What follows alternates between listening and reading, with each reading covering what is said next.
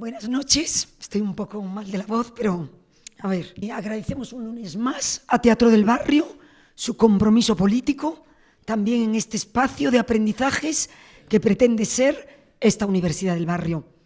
Mil gracias a todas y a todos por vuestra asistencia y participación.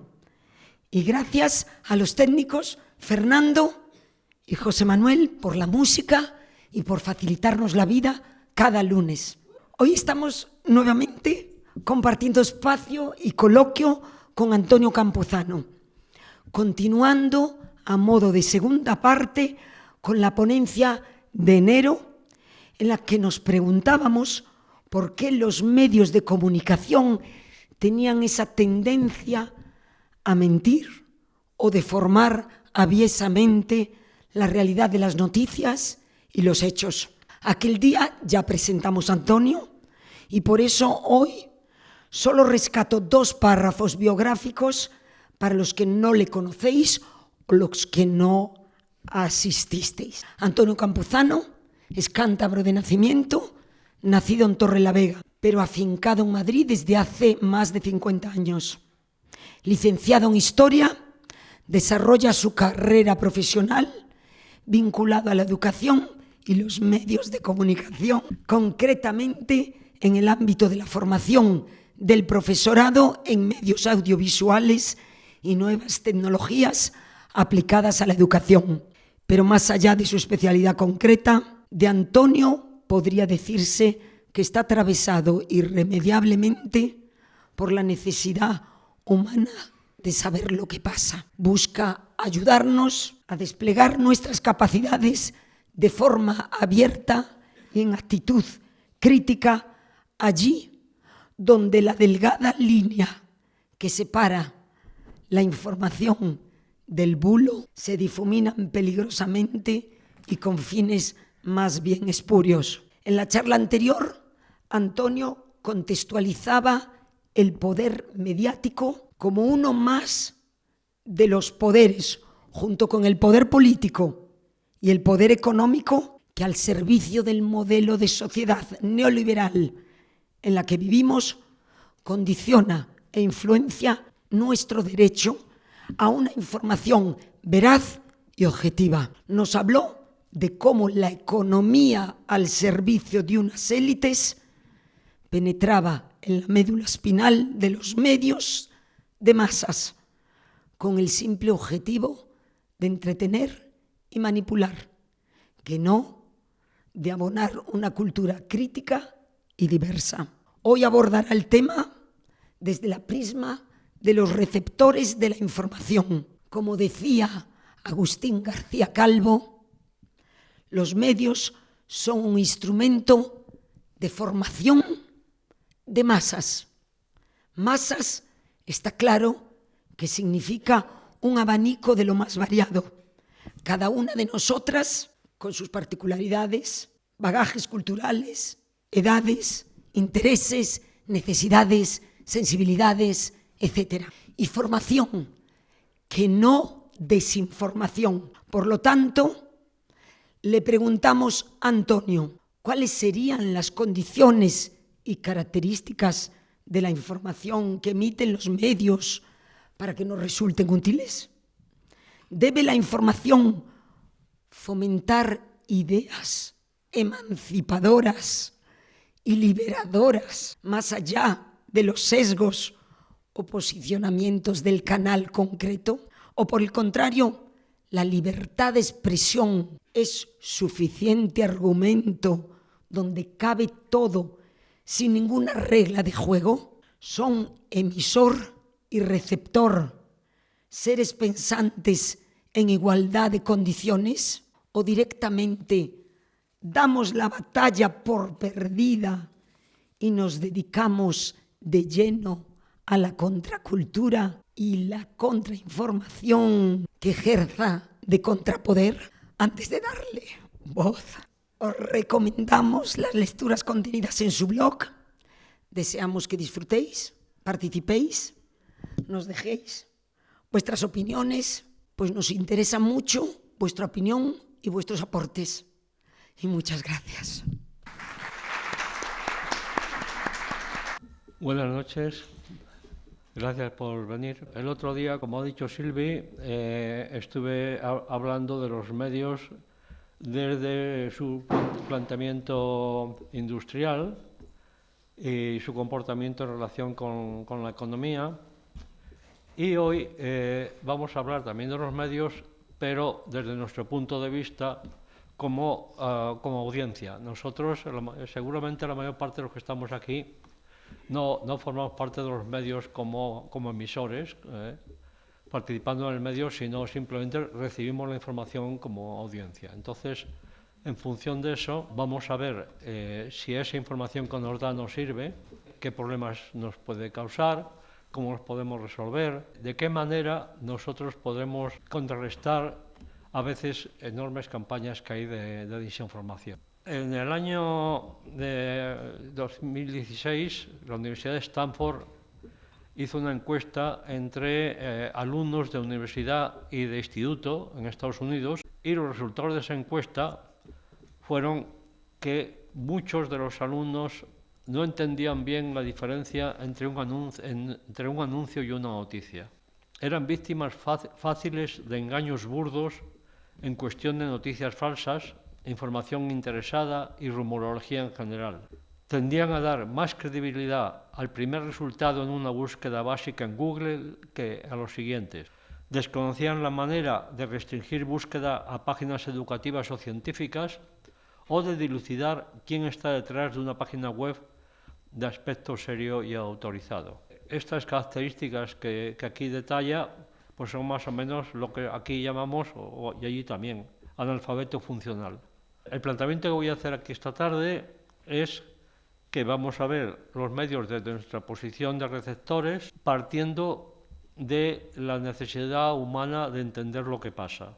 Luego veremos cómo comprendemos y asimilamos la información que recibimos, qué características tiene esa información y qué necesitamos para estar bien informados. Partimos de la necesidad humana de entender lo que pasa. Yo he echado mano de la pirámide de las necesidades humanas de Maslow, que tiene ya más de 100 años. En el estrato más bajo están las necesidades fisiológicas, la respiración, la alimentación, el descanso, el sexo. Maslow dice que estos escalones no se pueden saltar, que se llega al escalón que sea, pero normalmente no se saltan. En el segundo escalón está la seguridad física, la seguridad en el empleo, la seguridad de recursos, moral, familiar, de salud, de propiedad privada. En tercer nivel estaría la afiliación, y ahí están las relaciones de afecto, de amistad, intimidad sexual, etc. En el cuarto estaría el autorreconocimiento, tener la confianza y el respeto de la gente, ¿no? Y ya en el quinto estaría la autorrealización. Moralidad, creatividad, espontaneidad, falta de prejuicios, aceptación de hechos, resolución de problemas. Que la publicidad se suele dirigir a ese quinto nivel al que llega no todo el mundo. En este momento, por ejemplo, el nivel más básico, que sería el de la fisiología, y habla del descanso, pues hay mucha gente sin techo. Entonces ya a partir de ahí esa gente mal tiene para ir subiendo escalones. Pero yo he hecho en falta en el segundo escalón, en el de la seguridad. Claro, hace 100 años en Francia, él era de las élites francesas, él quizá eso no lo necesitaba. Pero yo pondría en ese escalón la necesidad de entender lo que pasa. Porque cuando hay mucha gente en un país que no entiende lo que pasa, la cosa se pone jodida. Aquí tenemos el caso del asalto al Capitolio de hace 2 años, en enero, por parte de lo que allí llaman la escoria blanca. La escoria blanca son los blancos que no han triunfado. Entonces, como no han triunfado, pues son escoria. Y claro, esas cosas son difíciles de entender, ¿no?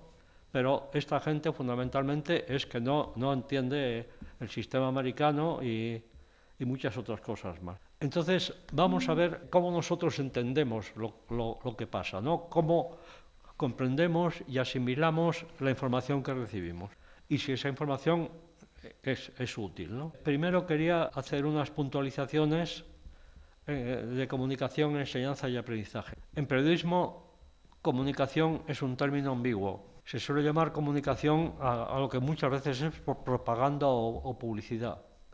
El otro día expliqué mi posición frente a los medios, que no es la de la gente de la comunicación. Yo los medios los contemplo, los analizo desde la historia y desde el aprendizaje. Porque si los medios no nos causan aprendizaje como herramientas que nos sirvan para dar respuesta a las cosas, no nos interesan los medios. En la comunicación de masas, en la prensa, televisión, redes sociales, etcétera, el protagonista es el emisor, porque en la comunicación de masas prácticamente no hay feedback, no hay respuesta, no hay posibilidad. Y por eso se dice que los medios de masa no son medios de comunicación, son medios de difusión. Vicente Navarro, un profesor de políticas públicas y muchas cosas más, dice que son medios de difusión y persuasión.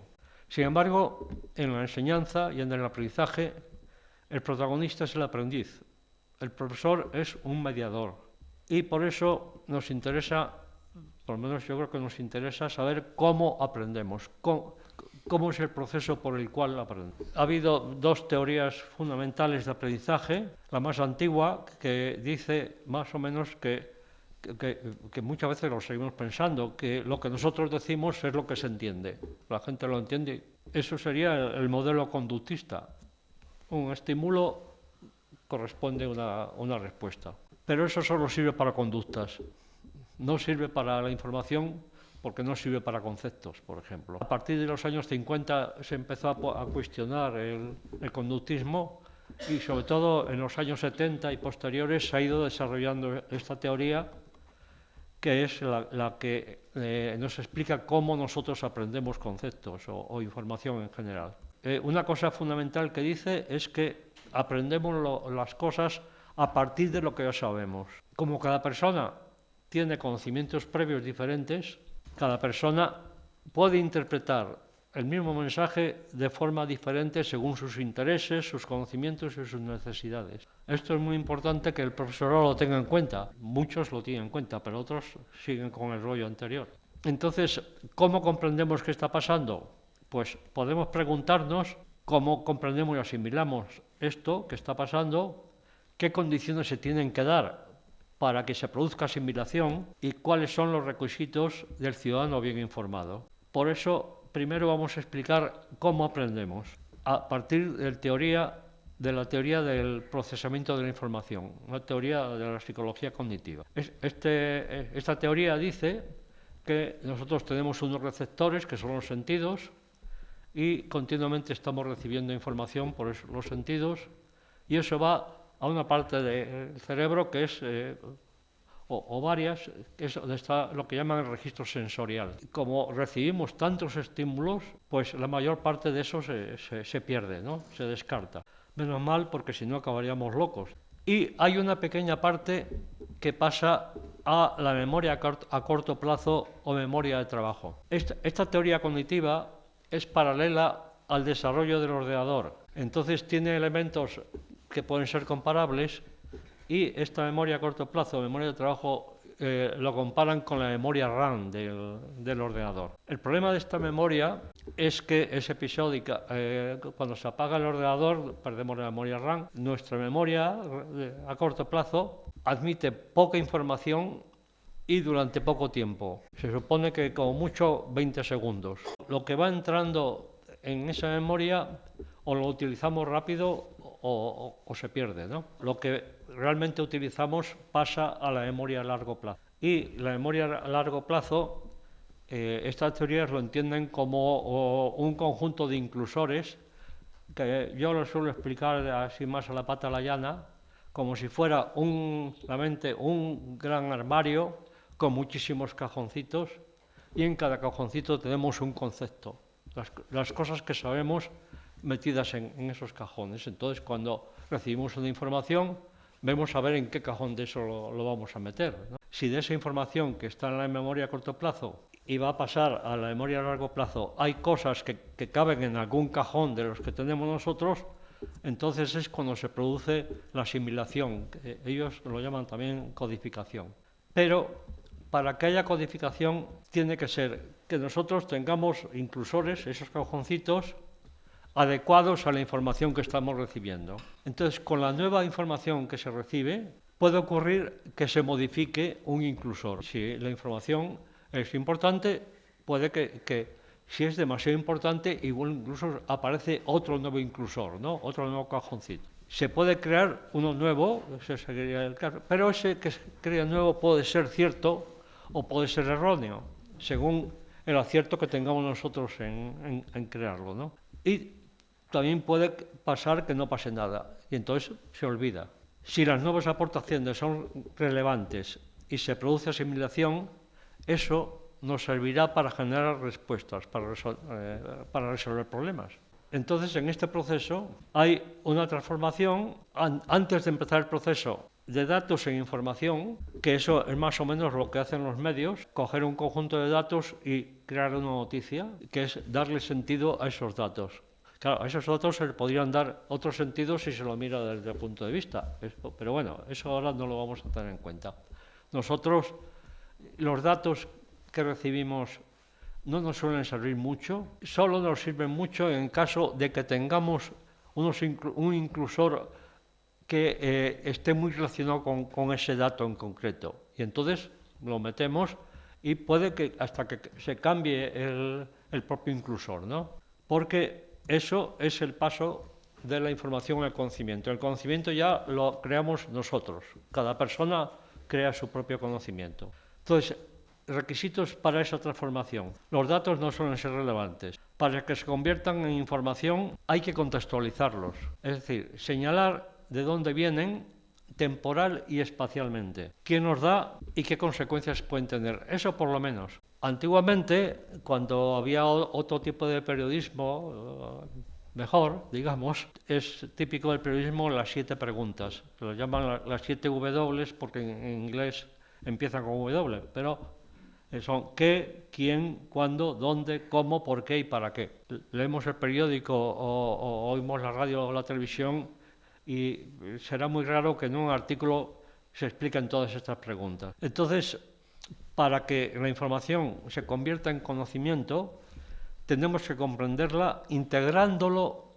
en lo que ya sabemos.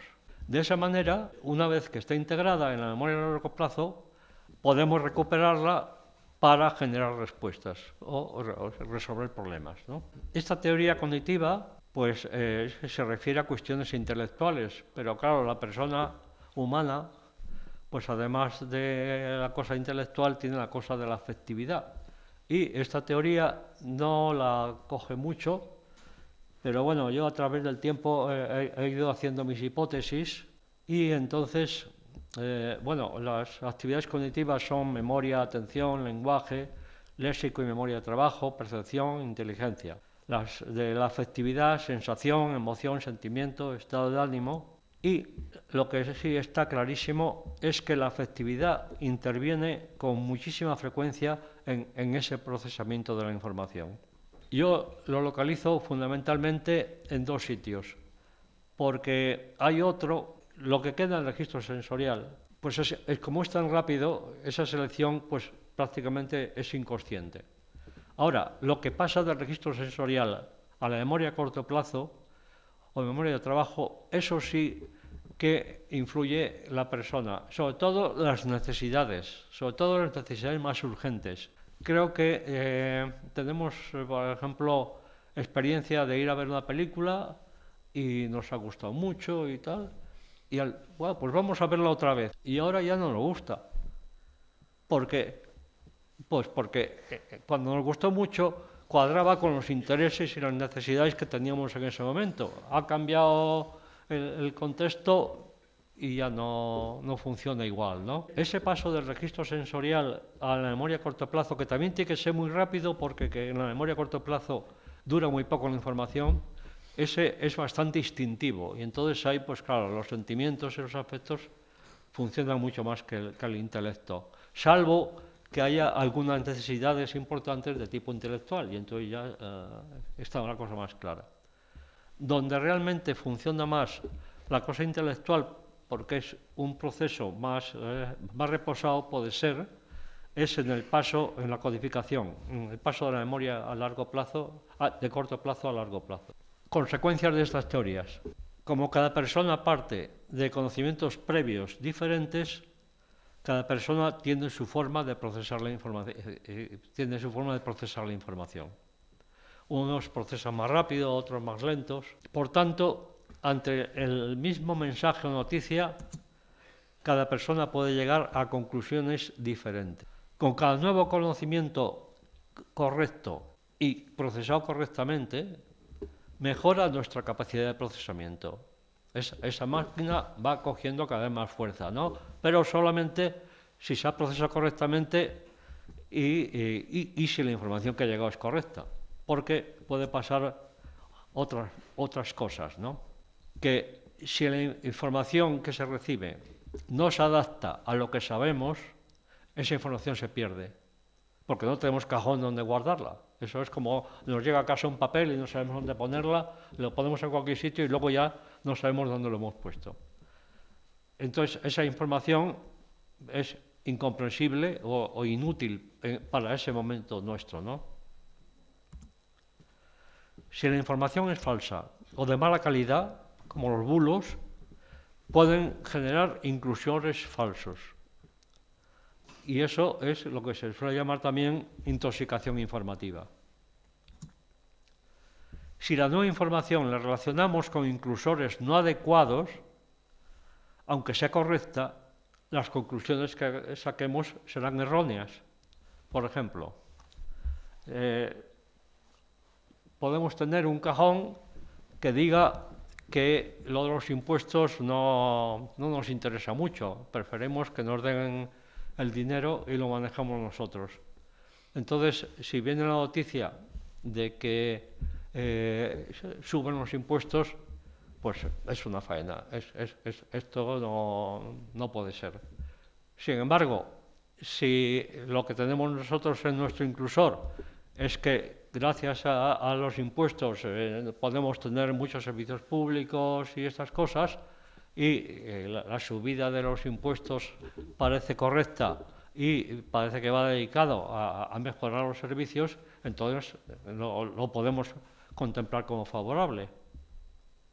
Entonces, esos son los problemas de las interpretaciones. Otra cosa fundamental, si el flujo de la información que recibimos no se adapta a nuestra capacidad de procesamiento, a nuestra velocidad de procesamiento, perderemos mucha información. Ahora está de moda el podcast. Y claro, cuando nosotros leemos en un libro, no en una pantalla, no en el cine, nosotros podemos adaptar la lectura a nuestra capacidad de procesamiento. Incluso si alguna cosa no la hemos entendido bien, la volvemos a leer. Eso no pasa ni con los mensajes que están en soporte de sonido, ni con los que están en televisión, en imagen, porque eso es un flujo que los creadores han impuesto. Entonces, nosotros podemos seguir. Hay una cosa que a mí me parece que siempre ha sido así, ¿no? Generalmente, sobre todo en televisión española, y esto, ponían documentales después de la comida, ¿no? Y yo siempre pensé que claro, los documentales estos de los animales, de la naturaleza, no suelen ser monotemáticos. Aunque sean del mismo animal, pues el animal es un león que está en África, luego otro que está en Asia, luego un cazador, o sea, un conjunto como muy desordenado de elementos que nos obliga a prestar mucho la atención. Lo que pasa es que llega un momento en que nos perdemos y entonces nos relajamos y echamos la siesta. Entonces, es muy importante que el medio por el que nos llegue la información nosotros lo podamos acomodar a nuestra velocidad de procesamiento. Claro, lo más fácil es la lectura, porque incluso en la conversación normal le puedes decir a la otra persona, oye, esto no lo entendí bien, explícamelo de otra manera, pero al podcast no. Entonces, todas estas cosas perjudican nuestra capacidad de procesamiento. O sea, que el que se trague muchos bulos va jodido. Más consecuencias. Un buen aprendizaje requiere buenos inclusores y digamos que los inclusores básicos generalmente nos los da la enseñanza primaria y la secundaria. Pero, claro, la vida va cambiando y esos inclusores tendríamos que reciclarlos. Entonces, lo que sería estupendo que hubiese, por parte del Ministerio de Educación, procesos de formación continua que nos ayudaran a poner al día nuestros conocimientos. Pero eso, salvo en las escuelas de adultos, no existe. Entonces, ¿cómo podemos nosotros renovar nuestros conocimientos? Pues, o reciclarlos por la lectura, pero siempre que tengamos criterios para elegir la lectura. Por interacción social, y eso pues que tengamos personas próximas de las que nos podamos fiar, pero realmente los medios que más ejercen esta función, más del 80% de la información que recibimos viene de los medios. Y, bueno, ahora ya también de las redes sociales. Y lo que pasa es que los medios, ese reciclaje lo hacen en función de sus intereses, no de los nuestros. Con lo cual, pues la manipulación está servida. Más consecuencia. Es muy importante que el mensaje sea próximo a los intereses y a la capacidad de procesamiento del receptor. Si es muy próximo a los intereses del receptor, el paso de la información a la memoria a corto plazo es inmediato.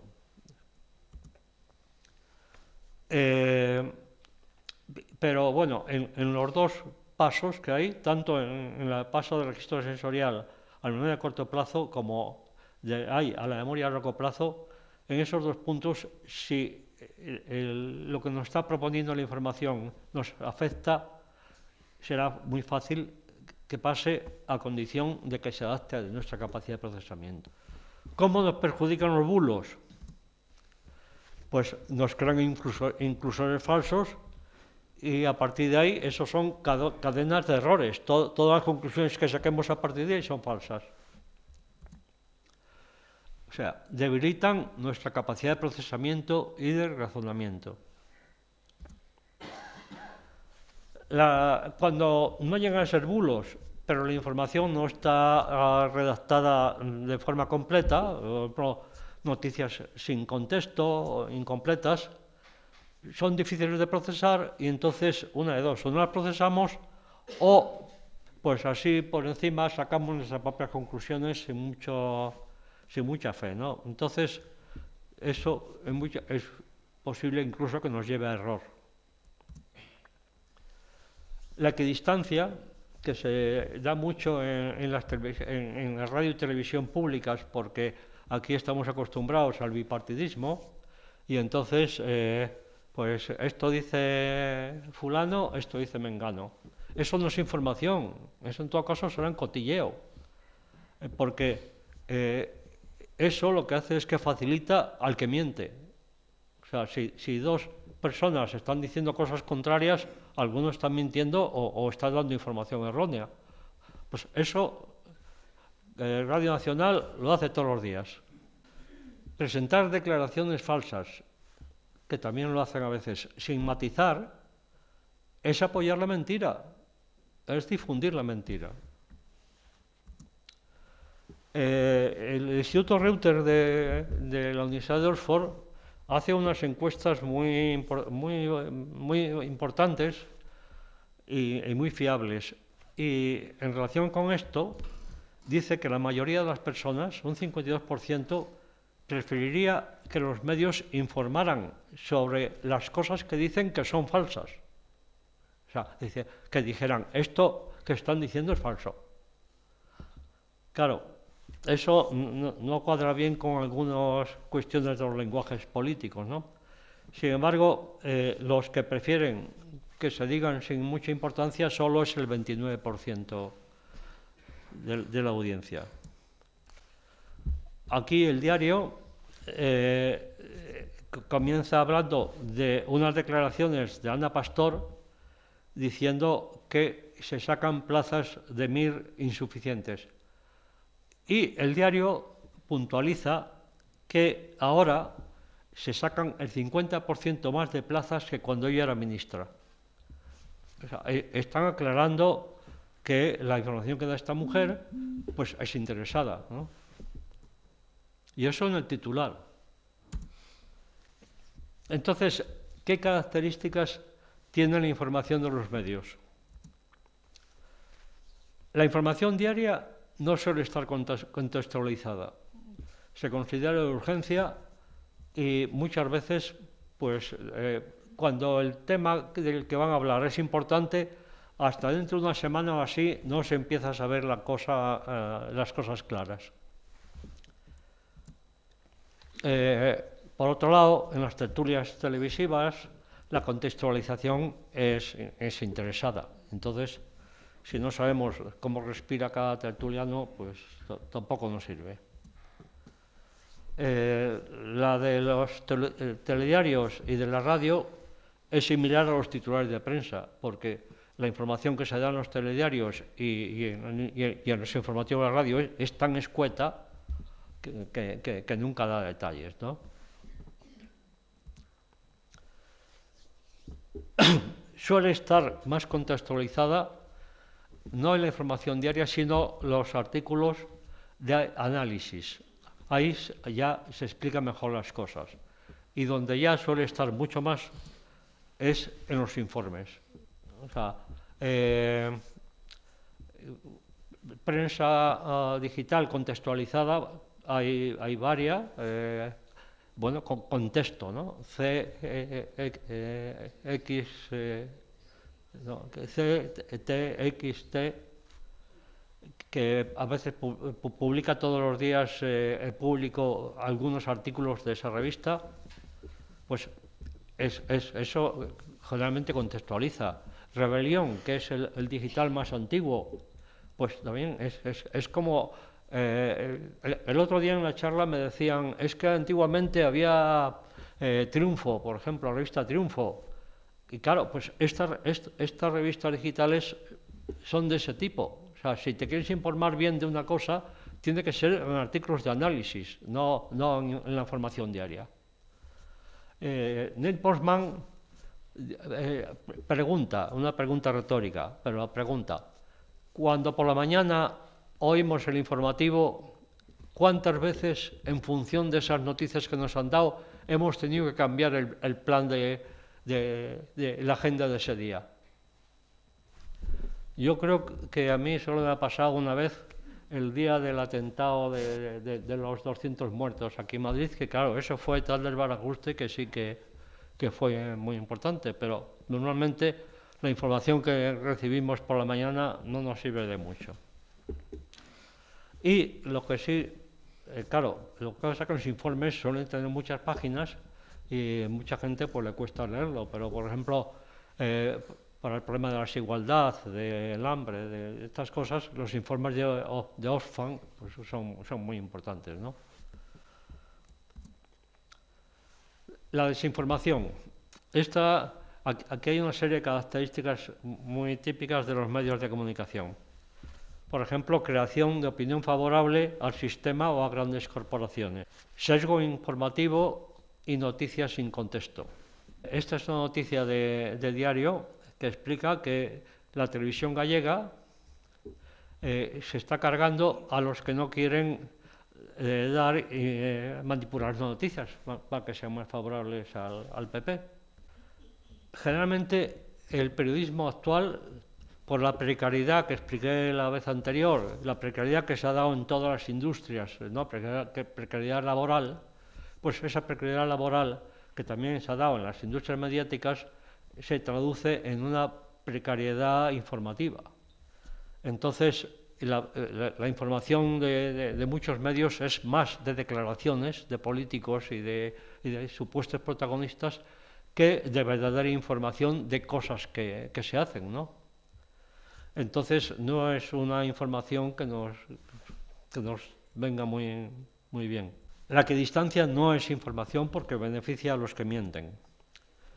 Y además, aparte de eso, hay periodistas que mienten a sabiendas, ¿no? Ahí tenemos a Inda y a bastantes más viviendo de eso. Y luego, la manipulación mayor de los medios es por los temas que no se hablan, los temas que no mencionan. Entonces, como no los mencionan, no nos podemos enterar. Juan Torres López, catedrático de Economía Aplicada de la Universidad de Sevilla, y Emelinda Fernández Soriano, que es catedrática de Comunicación Audiovisual, en Contexto suelen sacar artículos en conjunto sobre los medios. Entonces, un artículo explicaban cómo la mentira como industria y estrategia en la era digital. Y en el subtítulo pequeño, que a lo mejor seguramente no lo podéis leer, dice: la mentira es un arma de destrucción social que esclaviza a los seres humanos, pues puede hacer que actuemos en contra de nuestros intereses y que renunciemos a ser auténticamente libres. Eso es lo que dicen. Es muy importante tener en cuenta que los medios son muy influyentes. La influencia de la televisión está cayendo. Desde hacía muchos años que no caía, pero este año, en el 21, cayó a 3 horas y media porque mucha gente se está pasando a Internet. Pero bueno, las redes sociales son peor que los medios, porque además están manejados por los mismos, ¿no? Los medios de difusión y sobre todo la televisión es más eficaz, fomentando valores que conocimientos, porque el lenguaje audiovisual no es muy bueno para explicar cosas, es mejor para transmitir emociones. El lenguaje que mejor explica las cosas es la palabra hablada o escrita.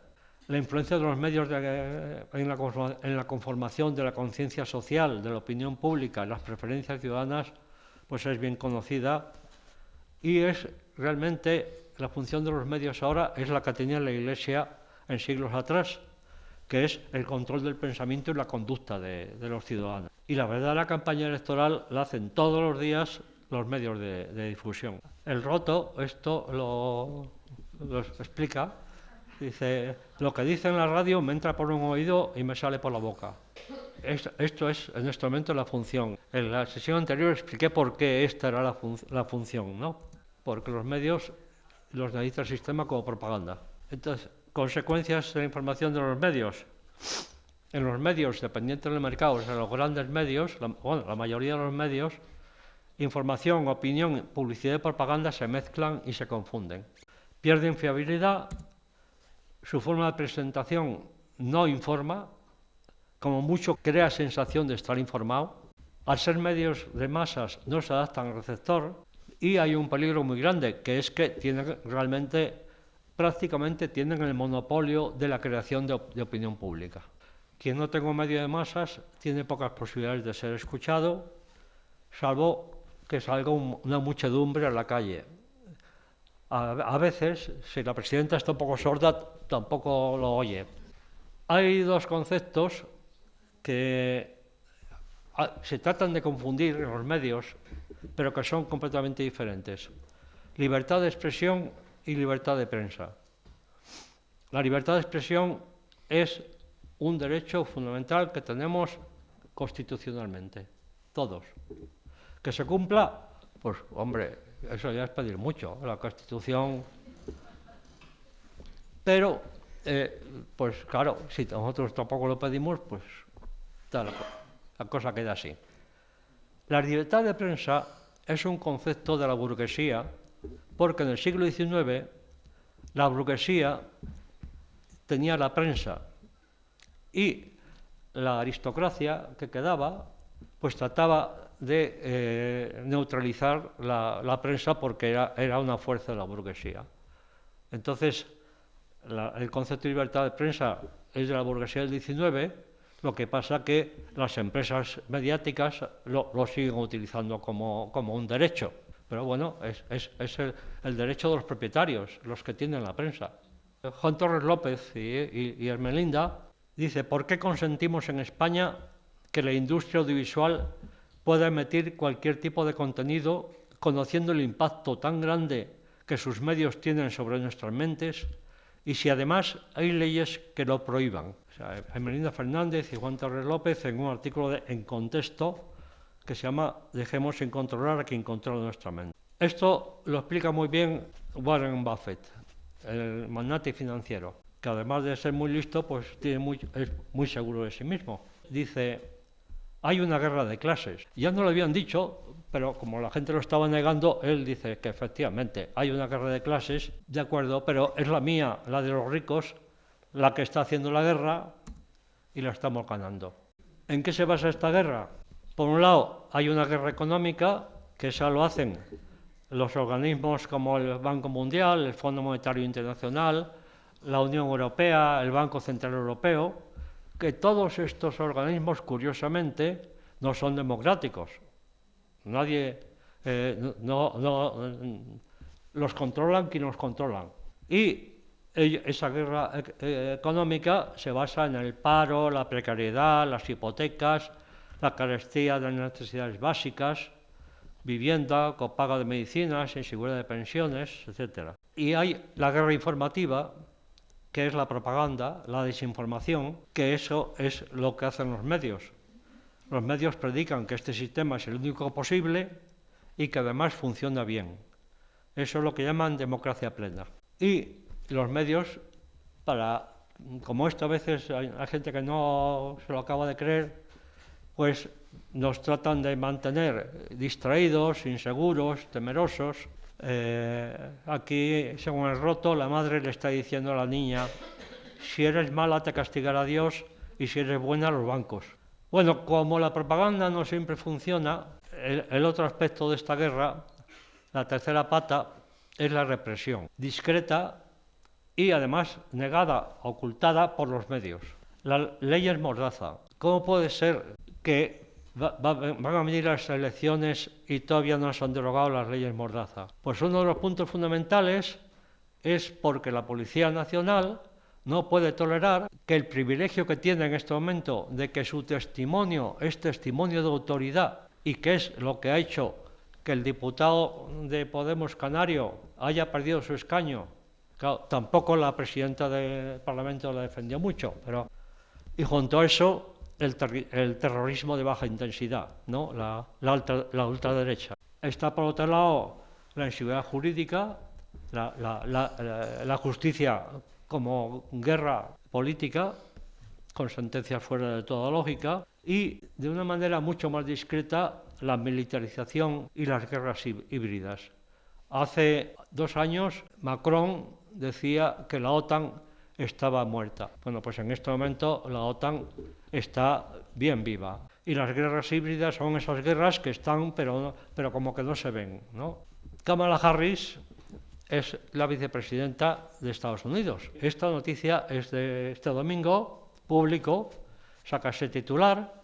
Kamala Harris afirma que Estados Unidos tiene prueba de los horrendos crímenes contra la humanidad de Rusia en Ucrania. Imagino que esta señora, que es vicepresidenta de Estados Unidos, sabrá que los más grandes crímenes contra la humanidad los ha cometido Estados Unidos en Hiroshima y Nagasaki, y nunca han sido juzgados.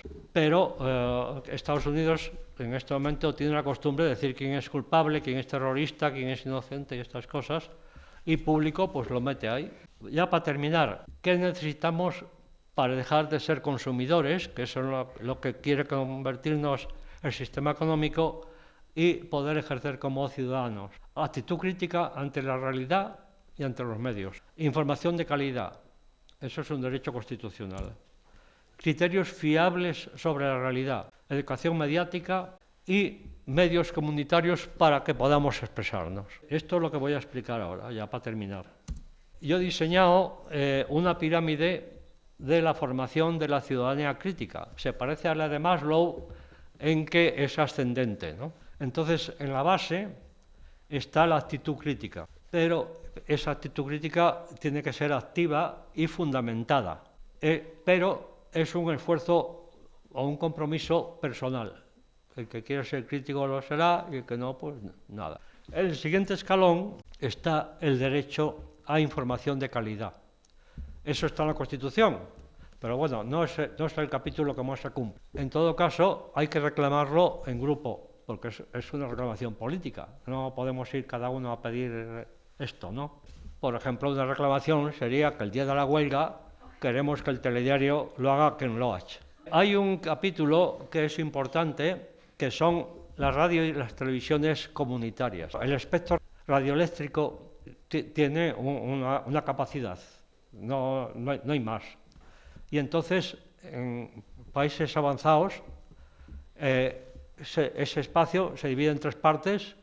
Una parte es para emisoras públicas, otra parte para emisoras privadas y otra parte para emisoras comunitarias, que son, digamos, las sociales, las de asociaciones, las de ayuntamientos, las de ese tipo.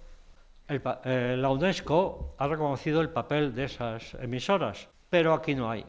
Vamos, me parece que hay dos, porque desde la primera ley de Felipe González sobre este tema no las contempló. En la última ley de junio pasado se mencionan, pero no se da aplicación. Sin embargo, François Mitterrand en Francia sí les aplicó y además les adjudicó presupuesto.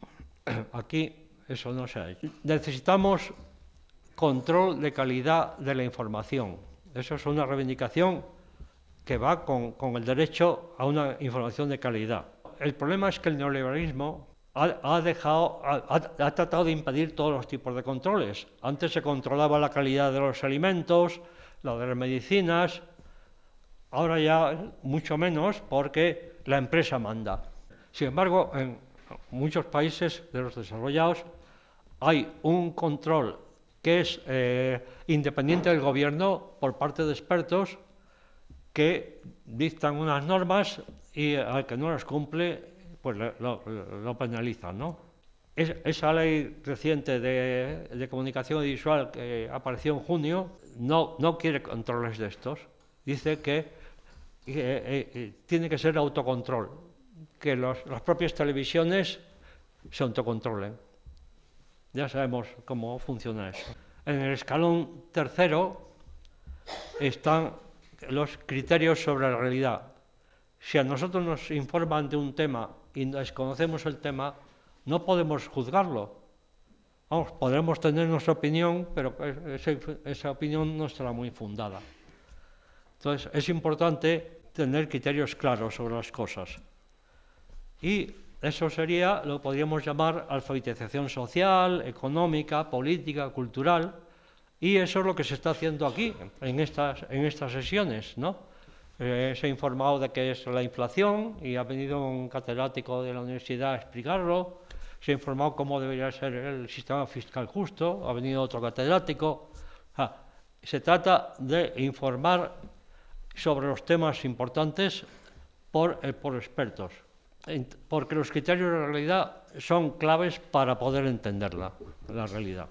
Esta semana pasada han pasado muchas cosas y los medios no nos han informado de ellas.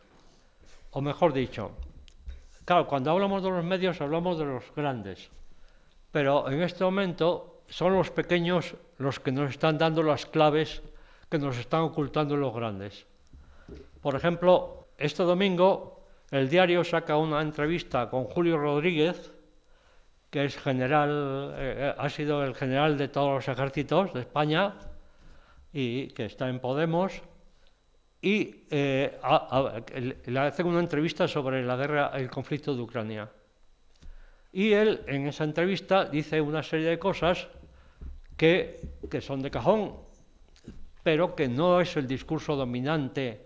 El discurso dominante de los grandes medios es: ha habido un asalto de Rusia que ha ocupado Ucrania.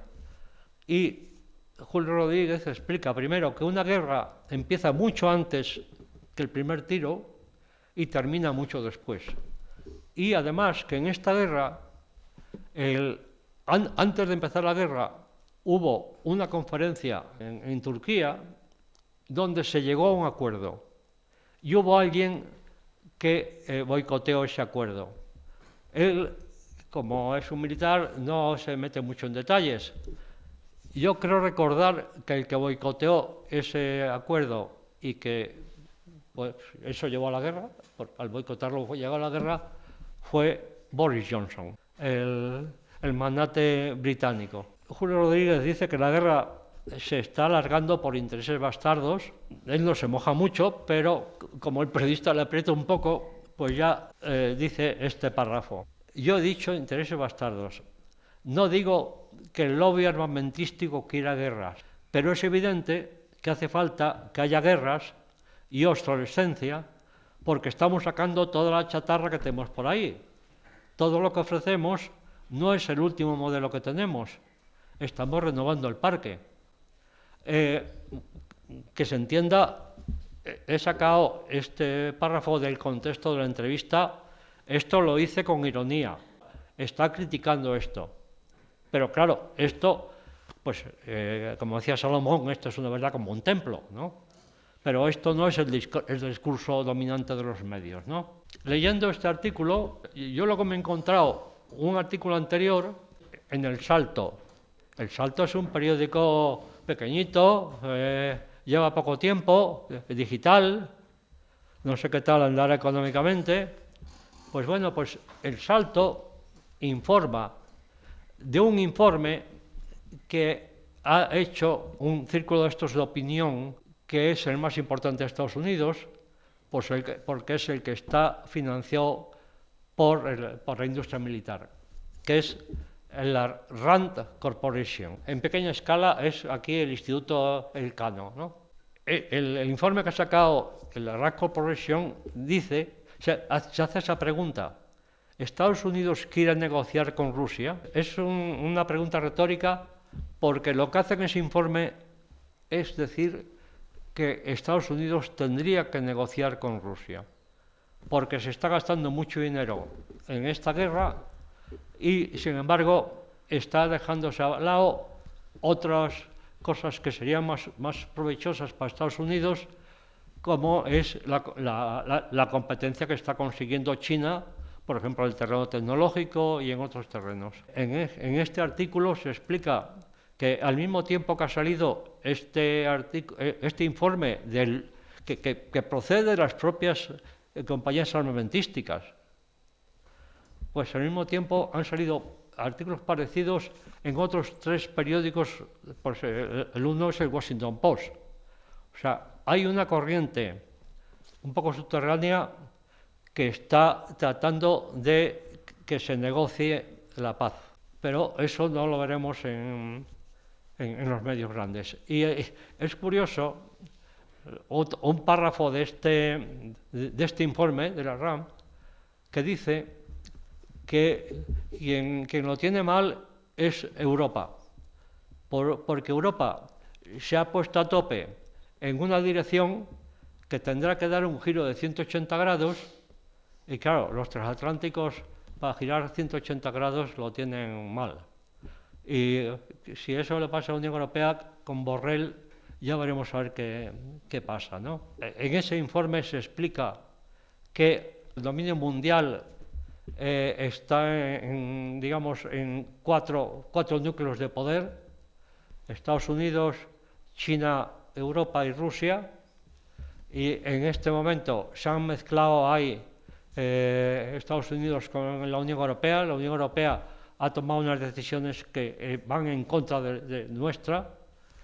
Y bueno, y hace muy poco tiempo, en Contexto, que tiene mucho menos difusión que El Salto, es donde salió el artículo del periodista americano dando los detalles de cómo han sido los americanos los que volaron el gasoducto que traía el gas a Alemania y a los países limítrofes, ¿no? Leyendo estas informaciones te das cuenta que Julio Rodríguez ya las ha leído y está trabajando en ese sentido. Y claro, y te das cuenta que nos están cayendo golpes por todos los lados y que la Unión Europea la está cagando, pero nos está cagando encima. Vamos. Ese es el discurso mediático dominante. Seguimos con la pirámide de la formación de la ciudadanía crítica. En el cuarto y quinto escalón yo coloco lo que llaman alfabetización mediática. En el cuarto es la formación básica, cómo funcionan y la propiedad de los medios, y métodos para analizar la realidad de los medios también. Esto sería la alfabetización mediática básica. En este sentido van las dos charlas, la mía del mes pasado y esta, ¿no? La ley esta que salió en junio, la ley de la comunicación, Ley General de Comunicación Audiovisual, pues es curioso porque es del Ministerio de Asuntos Económicos y Transformación Digital, o sea, de Calviño. Y en su artículo 10 habla de alfabetización mediática. ¿Cómo es que una ley económica habla de alfabetización mediática y las leyes de educación no hablan de eso? Yo estuve en el equipo que elaboró la LOGSE, la Ley de Educación de tiempos de Felipe González. Aquí hay un compañero mío que estuvo conmigo en mi equipo y estuvimos trabajando en eso. Y yo me dedicaba a ciencias sociales, metí la alfabetización económica en el currículo. No adelantamos nada porque los textos, los libros de texto de Santillana y esto no les pareció necesario porque no les venía bien. Y claro, como el profesorado se fía más de los libros de texto que del currículo, pues esto no fue para adelante. Claro, los que ya somos mayores, pues tenemos más experiencias de esos. A principios de los 80 hacíamos una especie de congresos en Gijón con motivo del festival que había entonces, el Festival de Cine Infantil, y un año Televisión Española asistió a esas jornadas. Y entonces varios le pedimos que Televisión Española enseñara a la gente a ver televisión. Y lo que dijo el máximo representante que había allí, que era uno de la cúpula televisiva, es que eso no lo consentiría el Departamento de Publicidad. Claro, si ahora la Ley de Comunicación Audiovisual lo hace el Ministerio de Asuntos Económicos y lo que hace es regular comercialmente más o menos los canales y esto lo pone aquí de adorno. Lo que sí es fundamental es entender que sin la alfabetización mediática el ciudadano, las personas no pueden tener pleno acceso a sus derechos ni ejercer la ciudadanía en una sociedad democrática, donde ser parte de la ciudadanía es comprender y contribuir a los debates de la época. Otra cosa es que si aquí no hay mucha democracia, pues tampoco hace falta. El Roto hace ya mucho tiempo hizo esta síntesis. Aviso, muchas fuentes de información están envenenadas. Prueben las noticias antes de tragarlas. Entonces, ya en la cúspide está la formación mediática avanzada, que es darle al personal herramientas para contestar a los medios. Mis amigos y yo llevamos muchos años predicando que hay que enseñar a la gente a hacer vídeos, pero no de TikTok, vídeos donde se desarrollen temas importantes, vamos, temas que se consideren de importancia ciudadana. Y en este momento yo estoy dando un taller de producción de vídeos de barrio en una asociación de vecinos. Y además de todo eso, hace falta más y mejor educación, facilidades para que podamos actualizar nuestros conocimientos, más tejido social, es decir, menos individualismo. El individualismo lo está fomentando el sistema económico, que es lo que nos interesa, pero a nosotros lo que nos interesa es la colaboración, no la competencia. Entonces, por eso estamos haciendo estas cosas aquí, para que la gente venga y podamos enseñarnos unos a otros lo que sabemos. Y hacer redes con nuestros propios medios. Aquí el roto se inspira en Goya y este dice, como despierte el pueblo va a ser ella. Y el gato dice, y como no despierte ni te cuento. Si alguien está interesado en más cosas de estas, yo tengo un blog, antoniocampuzano.es, y hay una pestaña que es educación mediática. Ahí hay un artículo que pinchando ahí, ese artículo no está muy actualizado, la necesidad humana de entender lo que pasa o la información de los medios de las audiencias. La charla del mes pasado, para los que no hayan estado, está colgada en la página web de aquí del Teatro del Barrio. Yo también la tengo colgada en mis canales, que en el blog también se puede acceder a ello. Y bibliografía elemental para hablar de esto son el libro de Neil Postman, Divertirse hasta morir. No es muy fácil de encontrar porque es ya hace 30 años.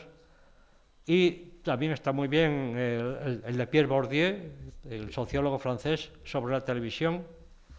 Y luego otro más reciente, pero es más grueso, tiene 600 páginas, Pascual Serrano, Desinformación, cómo los medios ocultan el mundo.